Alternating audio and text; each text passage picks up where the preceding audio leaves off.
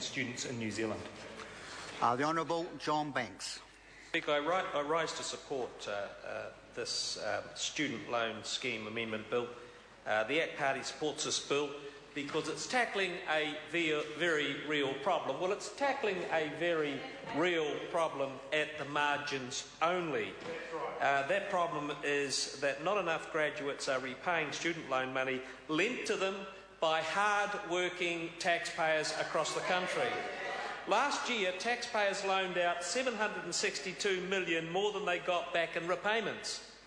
Much of it they will never get back. The same gap is forecast to be $1.1 billion by 2013 if we don't make changes. In fact, the Ministry of Education, Mr Speaker, calculates that for every $1,000 lent, over $450 will never come home. As one of my ACT Party predecessors recently wrote, the taxpayers would be better off just giving a student a $400 loan that they never have to pay back than the $1,000 under the current scheme. This scheme leaks money like a sieve. It leaks money like a sieve, and the sieve is the system by which it is funnelled out to so-called students, and the number of students are falling. So, Mr Speaker, in a country that is borrowing to pay the bills, like $250 million a week, substantially from the Chinese to pay for the Crown account, how can we afford to continue to fund this when it is not actually working? It is not getting more tertiary students into tertiary education. So there are steps in the right direction, and I support my benchmate Peter Dunn in his endeavours. But the real issue is interest-free loans are a problematic issue for this country.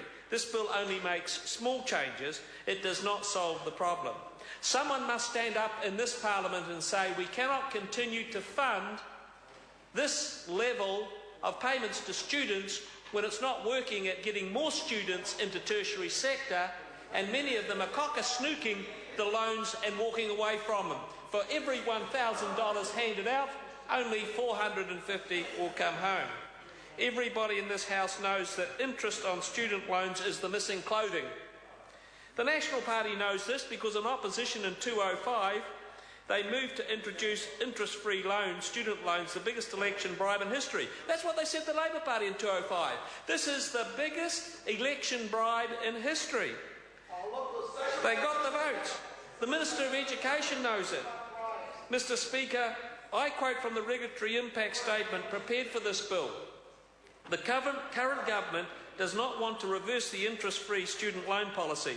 This is a significant constraint on the options available to the current government to contain government expenditure and improve the performance of the scheme.